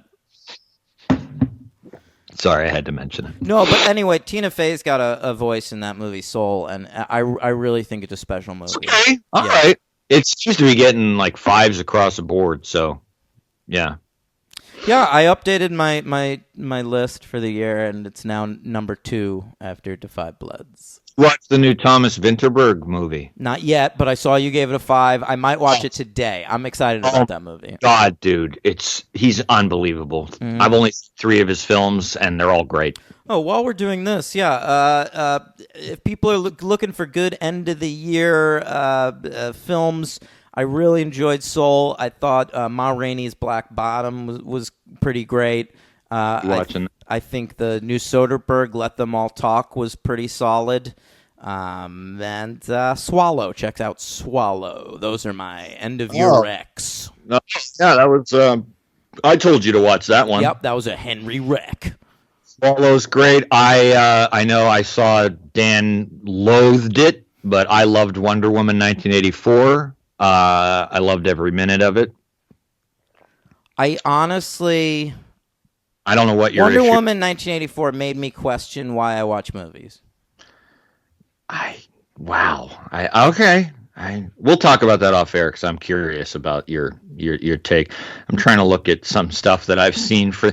Definitely, if you have the time, everybody, it's only going to take you about 6 hours. But try to catch at least some of the Small Axe anthology by Steve McQueen. You know, I mean, it's an important document. It's a great, as a whole. Important, huh? Yes, it's important. Jesus Christ. It's a TV show. It's a culture that no one in this country knows anything about. I decided those aren't movies. You decided incorrectly. Check. Those are TV shows. Dan's recs are a little different than mine, but I say check out Another Round. I say check out. I say skip Tenant. I say check out Tenant. What did I say? You keep saying tenant like it's a tenant in a building. Right, because I don't use. Who uses the word tenant? Tenet. Well, you do now because it's the title of a movie you're talking about. That's why you use it. Sometimes we don't use movies for a long time, but then we're talking about something where that's the title. And so we start saying that word. My tenets is that I don't use the word tenant. It's one of my tenets. This is just Henry covering up dumb for years. All right. A Bad Mom's Christmas by Lucas and Moore. They're back again. Better than ever. It comes out November 1st, 2017. Oh, let me talk about this. I did on the pod a little bit last week, but Bad Mom's Christmas was a legitimately mind-blowing release for me. Yeah. Because like I this doesn't happen anymore. Like they rushing movies quite this much. This comes out only 16 months after the first one came out, and they did not film these back to back. You know, it's like a break-in situation. They got one out again real fast. Yeah, right. Break-in. Yeah. Memories. Yeah. Yeah, so November 1st, 2017, I remember being online at a movie theater. I was going to see a live Survivor podcast, Henry. I was online. I was going to watch an episode of Survivor on the big screen in a movie theater. And there I am waiting on this line, and I encounter this poster for A Bad Mom's Christmas, and I honestly didn't believe it at first. I thought it was maybe just an advertisement for Christmas. Or like a reshowing of the Right, original. right. For Christmas, we're showing the first Bad Moms again. Enjoy. Or maybe it was like, Yeah. maybe now it's coming out on Blu-ray for Christmas. They're promoting that. But no, it was like a full movie coming out in theaters. I mean, I don't even recall if I did see that. I would have had no context because I didn't pay any attention to when the first Bad Moms came out when it came out, so it wouldn't have meant anything to me. But yeah, you're tapped in. So Yeah. Yeah. I'm jacked in, baby. like Like Johnny Mnemonic. This had a budget of $28 million, a bit bigger. Made 130.6 at the box office, a little less. And it was number 44 for the year, right between Captain Underpants and a film we can cover, Henry, A Dog's Purpose. that's got a sequel. Yeah, it's called A Dog's Journey. I'm excited. That's that movie, remember? They were like behind the scenes. Is that Kevin Costner? I don't... Oh, yeah, I think he's doing the voice of the dog. I know he does a dog voice in something. I think that's it, yeah. Remember there was that like behind the scenes footage of someone like drowning a dog and everyone was No. like, what are you doing? No. Yeah. There was like behind the scenes footage of A Dog's Purpose and there were some boycotts because it looked like they were drowning a dog, but I don't think they actually were. I don't know what was I happening. really would find that hard to believe. Yeah. Yeah. All right. This was nominated for one Golden Raspberry Trophy. Shit. Yeah, we got carried away, and I didn't have that Get great. carried away. That was the catchphrase, the tagline to the first Sex and the City movie because her name was Carrie. Oh, I didn't know that. Oh, here we go. Look at that. I gave a fun. Raspberries, no razzmatazz. All we're lacking is a little pizzazz, 'cause it's the golden raspberries. It's the worst of the worst, not the best of the best. It's pizzazz gone raz. Okay, and Susan Sarandon was nominated for the worst actress of the year, and accurate. And she lost to a contemporary, Kim Basinger, for 50 Shades Darker, which we covered. Ooh. Shout out to Shandy Lamperley, our 50 Shades cohort. That was lots of fun. Mm-hmm. I would say, since I've seen both, that Kim won that correctly. I would argue that there's a competition to be made. Oh, that's ridiculous. Susan is fine in this. I knew you'd hate her in this. I knew you'd hate her in this movie. Well, I'm sorry. I thought I was watching a Bad Mom sequel. I didn't realize I was watching the Banger Sisters too. It's the same fucking thing. Who even cares? Oh God. All right. So the film starts with a nice cover of "Blue Christmas" by the Lumineers, and so that Never was thought I'd miss Elvis. And I got nothing. By the way, the music in that first Bad Moms dates the movie so horribly. A lot of hip hop. Not a lot of hip hop. It's all like just like modern hits from the era. You're like, well, yeah, but isn't it there like during like the party scene and like I feel like they toss in random hip hop shit.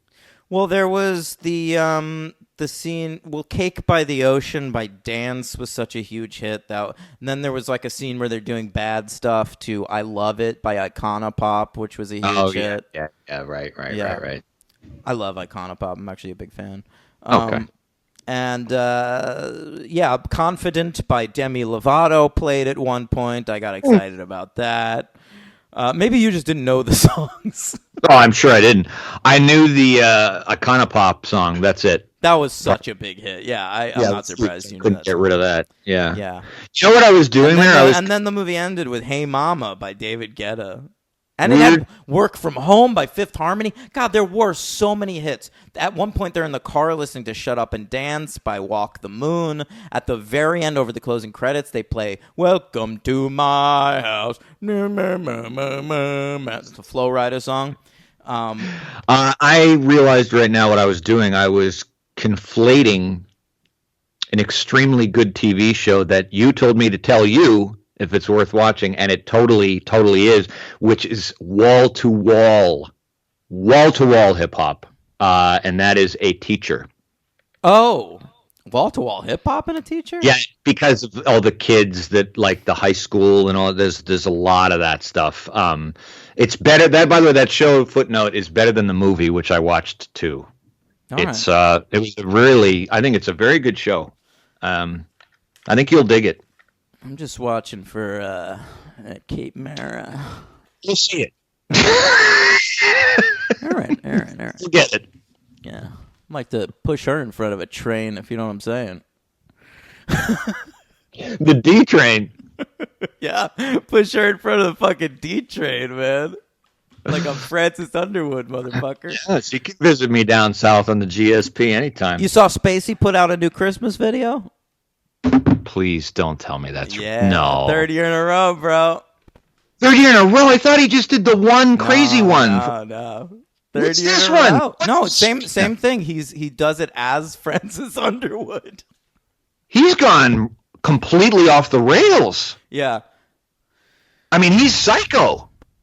No. Yeah. He's a total nut. He's basically Lex Luthor from Superman Returns at this point. Yeah, I mean, my God, what? Oh my God, dude, that's so depressing. What a fucking creep. Ugh. Yeah. All right, let's recover from that. Great. All right, so the Lumineers singing Blue Christmas, there's a lot of that music in this movie. I felt like this whole movie, as opposed to all the fun pop in the first one, now where it's like 2017, and so the hot thing is like Mumford and Sons folk. So the movie opens with "I'll have a blue Christmas without you." They all sound like that. All those bands, they sing from their throats. They do. They're George Lucas inspired. Yeah. Yeah. I have an Iron and Wine CD. They're a little better than that. Yeah, they don't sing like that, but No. they're like that mellow, sort of still kind of Yeah. yippy vibe. No, here's my Iron and Wine impression. They will see us waving from such great heights. Come down now. We'll stay. Yeah. That's good, man. That Thank boy, and the such great heights. That's a line they would say. No, that I was doing their cover of Such Great Heights by the Postal Service. There you go. Yeah. See, I didn't even know. Yeah. Thanks, bro. All right, so this film starts in media res, one of my least favorite tropes. So it's Mila Kunis. She's in a really just a messy house, and there's a camel. There's a camel roaming around, and she's got the same shitty voiceover that we hear in the last movie. And then she goes, "Maybe I should start at the beginning." And then at that exact moment, I had a dispiriting thought. I kind of wanted to like break the wall and just stop her and just go, "You don't have to. I know, like. You don't have to. It's The not going to be an story you're interesting telling story right now is not going to impact anyone's life. No, Maybe no. keep it to yourself. Just I feel let like it- telling that to a lot of franchises. like going into the movie and just Yeah. being like, "Wait, you know what, guys? It's too much trouble. Guys, this one's not doing anything for anybody. Just Don't worry about it. Yeah, Don't put the effort." you didn't really need another installment.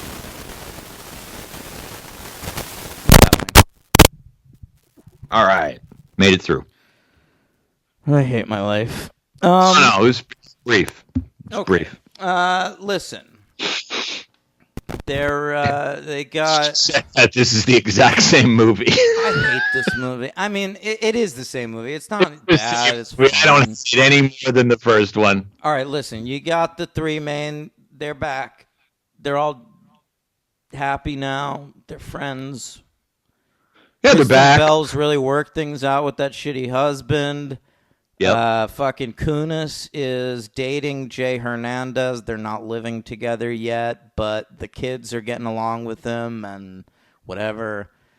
Weird scene where clearly they've been close for a while and openly fucking where everyone can hear them, and then they're sitting on the couch and she says the son says, "You should come over for Christmas," and then he's like, "I don't want to impose," and she's like, "No, you should." Yeah, of course he should. How is Henry, this conversation? I actually enjoyed that scene. That felt real to me. And I like that they had the son do it, who's like a character we don't really know anything about. Here's why the scene doesn't work for me. We're not given a timeline at all. I feel like this happens pretty close after the first movie. See, I didn't. I felt like some real time. No. I feel like 3 months have happened. Oh, I didn't think that. I thought we're in. I think we're in the same school year. See, I thought we were at least a year out, and I'm thinking, are you really asking? I mean, how is that? I just don't think, like, they're still talking about, they say it's the first Christmas they've spent without the dad. That's a good point. So it would have happened earlier in the year.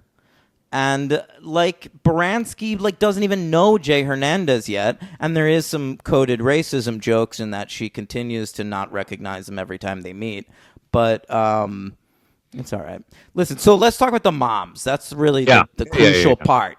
So, first off, Mila Kunis' mom is Christine Baranski, obviously one of the smartest, most talented actors on the planet. I can never now think of her without thinking about you and how much you love her.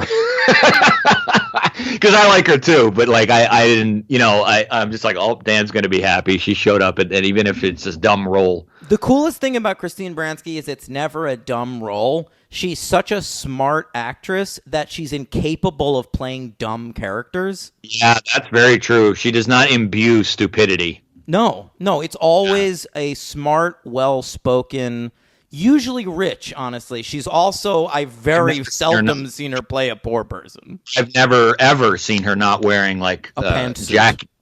Jackie Kennedy outfits, you know. So I adore Christine Baranski. She is currently doing what I think is the best work of her life on the CBS All Access show, The Good Fight. And I was excited to see her in this movie. And I was excited they gave her such a big role. Like, she's all over this fucking movie. Yeah, she's in it a lot. Yeah. She's my MVP. Yeah, my MVP is a toss-up, so I'm going to see how the show goes, and we'll talk. So she's an incredibly rich person who is Mila Kunis' mom. Now, you've got Cheryl Hines from Curb Your Enthusiasm. It's always a delight for me to see her. It's nice. She's never used quite as well as she is in Curb, and that's sort of disappointing. Like, I watched her for 3 years on that show Suburgatory, and they knew what to do with her. They were giving her good material, but it was just not Curb. It's too bad. She's almost like she's almost got like the Christopher Reeve stigma. Like, I can't, like, was in such a phenomenal show, my favorite comedy ever made, and she's so perfect in that like, to overcome that material, like, it's just... Is it possible that it's because that show's improvised? Like, maybe she's just most likable the more natural she comes off? I think that's a great observation that I didn't think about, that when she's scripted, she just might not have it. She might not be able to. She has it. She's still good, but it's just not. It's not what you want from her. I think, unfortunately, the first thing we ever saw her in was the best work of her career, and so we've been a little spoiled on Cheryl Hines. That's what I'm saying. I think it's like a little bit of that syndrome, and I don't know, but I do think that in this movie, her absurd character is she's still very good. But I think that much like Kristen Bell, she is the most underwritten of the moms, and I don't think it's true. I think Susan Sarandon is the most. I'm not talking in terms of screen time. I'm talking in terms of conflict. There's just not enough conflict with Cheryl Hines. Like, she's overprotective of Kristen Bell. She wants to live next door to the family. They start fucking, and she's sitting in the room, which is not a good scene, and it's just never a problem for me. Like, tell her not to move next door. Lock the door to your bedroom when you fuck. You have kids anyway. I know that's one of the issues with both movies and their generic simplicity is that it's in better movies. These questions don't have to be answered because they're answered by the characters. And if you find yourself every single scene just saying the obvious thing out loud or in your head and they're not, you're just like, yeah. And I agree with you. When she does buy the house next door, you're just like, Kristen Bell just stood up to her husband. Yeah. I mean, what's the... Yeah, she has a backbone now. Cheryl Hines, you know, this is a decent plot for a 22-minute episode of a sitcom. The mother-in-law wanting to move next door. You can do that, get some laughs out of it, and solve the problem in 20 minutes. This is not a movie storyline. Actually, each story, now that you said it, could be a 22-minute sitcom. You could have Catherine Hahn and Susan Sarandon with the whole gambling thing and their neglect of each other. You could have Mila Kunis and the rich mom, one wanting a big Christmas, one wanting a small Christmas. There's 3 episodes of TV right there. Well, the weirdest thing about that storyline is like their whole conflict is about wanting to give the kids like a decent Christmas because their dad's not there. Yeah, true. Same goal. Yeah, but we never once hear the kids complain about Christmas. Like, and it's just like it's so easy to give them a good Christmas. Yeah. Yeah. Just have a tree. They clearly want Jay Hernandez there. Like, and buy them gifts. And that's all happening. It'll be fine. And that's all happening. And what is Baranski thinking? She wants to take them to like a 3-hour, like 5-hour, like Tchaikovsky version of the Nutcracker. Like, it's just, they're not going to have fun at that. Ultimately, they end up taking them to Sky Zone, which I want to go to. That looks like a lot of fun. Okay, Sky Zone. You know, there's a lot of branding for it in the film, so I was like, this must be a real place. Is it a real place? I Googled it. It is an enormous chain of trampoline places. They have locations throughout the world, and recently the world? Yeah, it's in Australia and Europe. They recently made some controversial headlines for shutting down a couple of their locations and not refunding people who had planned parties for dates that they were no longer going to be open on. Okay. All right. I feel like there's more important things that in the world going on than Sky Zone getting its money back, but okay. I mean, the people getting their money back, but all right. The people deserve their money back from Sky Zone, Henry. That's some corrupt bullshit. It is. It's corrupt. I thought you were going to say something far worse. That's why I thought you were going to say like they were that's open just because it's with 2020 and COVID like you expect and, anything to. It's just like yes. I hear like someone got gang raped by like 9 people with COVID. Like that's what's happening in the world now. Exactly. Or you were going to say like they're actually run by Russian hacks who send spies in for the American voting system. I thought it was going to be far worse. Yeah. They didn't refund someone's money. Oh, okay. All right. Then there's Susan Sarandon, or more accurately, Susan Sarandon's corpse. She's in this movie.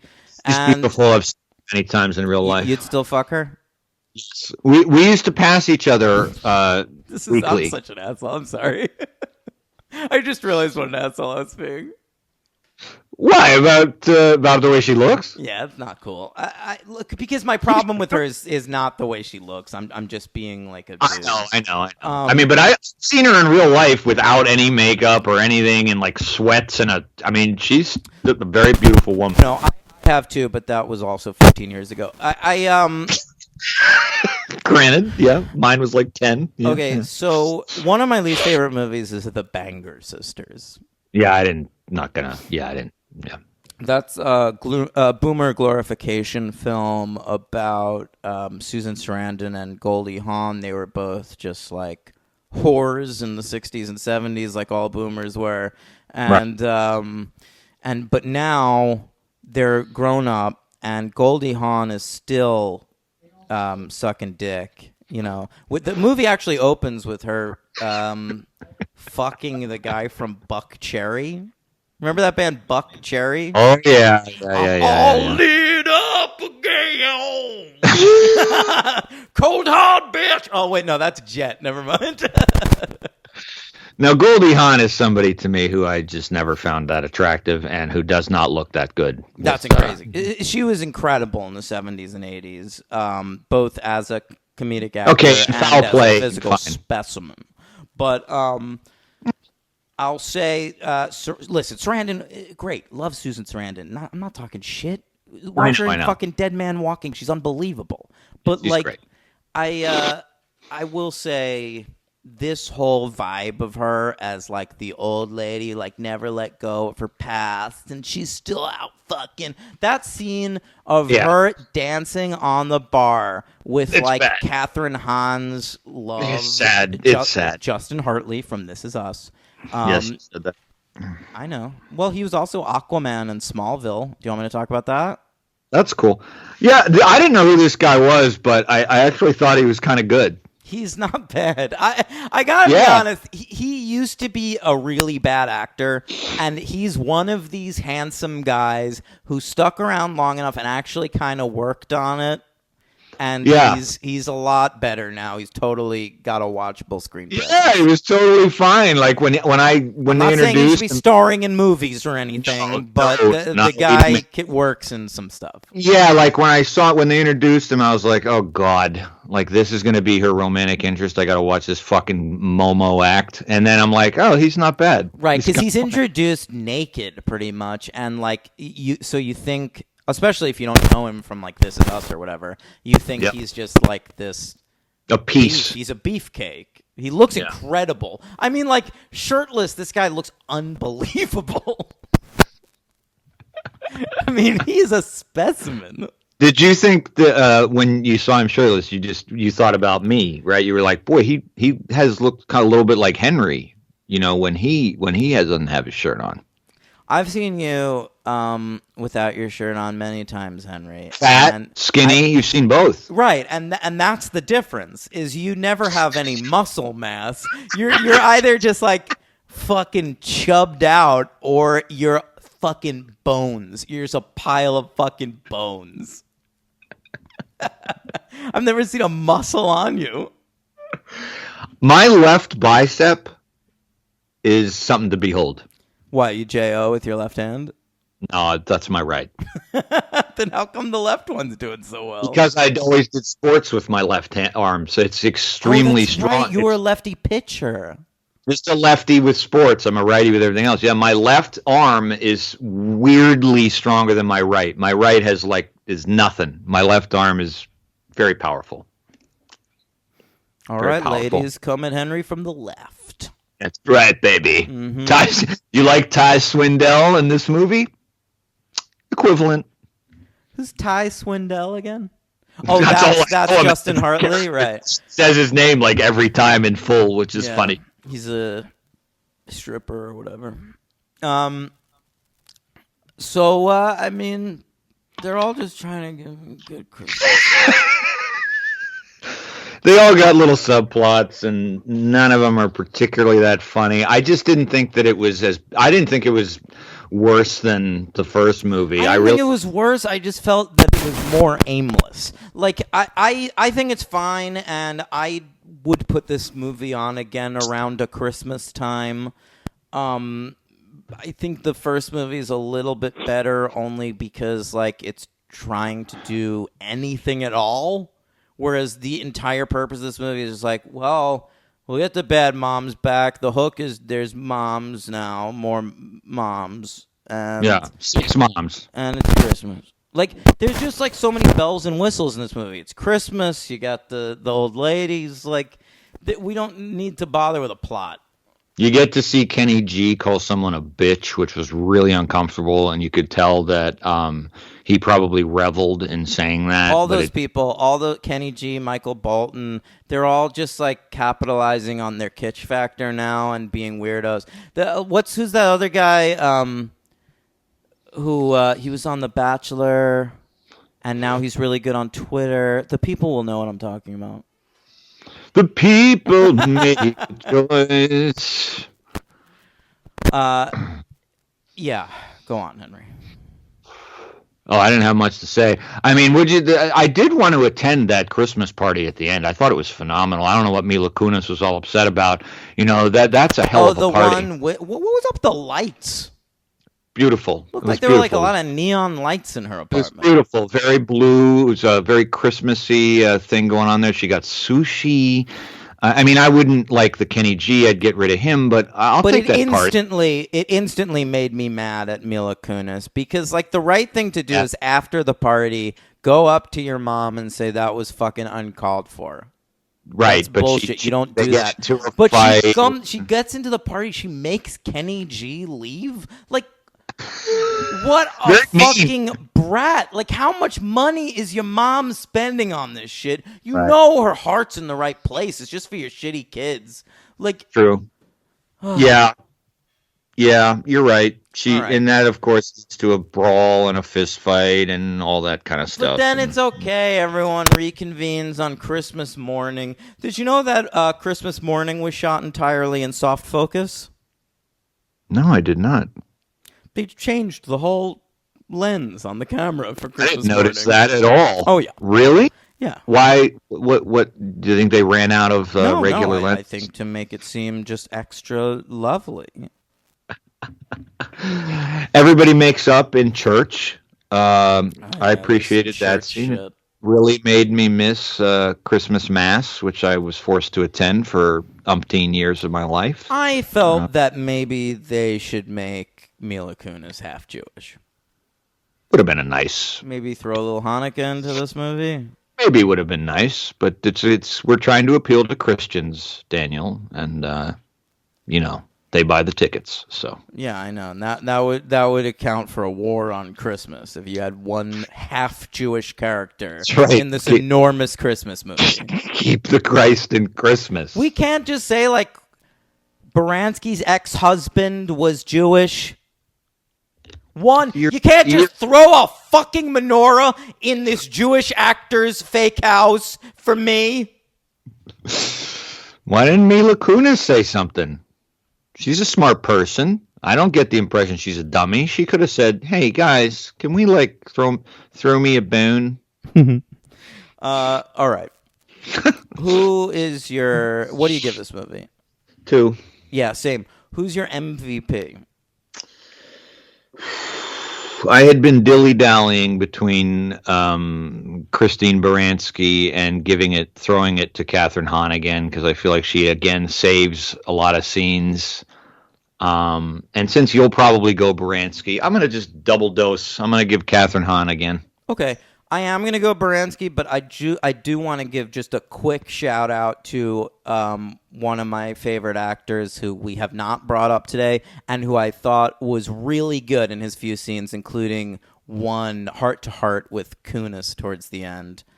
And that was the great Peter Gallagher. Oh, yeah, we should have mentioned him, man. I love Peter Gallagher. Peter Gallagher's fantastic. I've always loved him. It makes me feel good to see him in movies anytime. I feel like that guy had a silly career. It should have been better. He should have been cast in cooler projects, He's the listen, you'll laugh, but he's on the OC. Yeah. And his character on that show, who is Jewish, is incredible. They give him a lot to do on that show. He's kind of the lead in a lot of ways, and I love him. Yeah, I've always liked him ever since, obviously, Sex, Lies, and Videotape. And anytime he shows up, I'm just like, oh, he's just one of those actors. You're like, the first thing I ever noticed him in, because I'm younger than you, is American Beauty, and I still think he's so funny in that movie. He's great in American Beauty. That's right. Yeah, That's right. Yeah, he's great. Incredible in Sex, Lies, and Videotape, though. Yeah, Peter Gallagher is, I think, a great actor, and I thought they mildly used him well in this movie. Yeah, I mean, he only gets like one real scene of full dialogue, but I think he makes the best of his other scenes. Like, he's always playing off of people. He reacts to people well. He never comes across you're not sure how to feel about him at first, whether he's likable or not, and by the end, he's just a Peter Gallagher delight, as always. He is completely. He's always a treat. He's like Treat Williams. Let that joke sit for a little bit, marinate, and come up. Great. And who's your LVP? This was too hard. I needed collaboration. Oh, no, you don't. It's Susan Sarandon. Who I felt was actively horrible in this movie. And to me, if Tim Robbins, I was honestly thinking about Tim Robbins watching this performance, thinking he got out at the right time.